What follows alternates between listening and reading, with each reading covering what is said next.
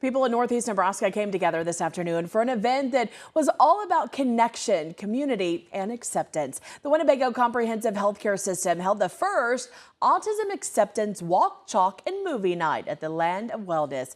The event, which was put on in recognition of Autism Acceptance Month, saw community members lace up their shoes for a 1-mile walk, all in honor of relatives who are on the autism spectrum.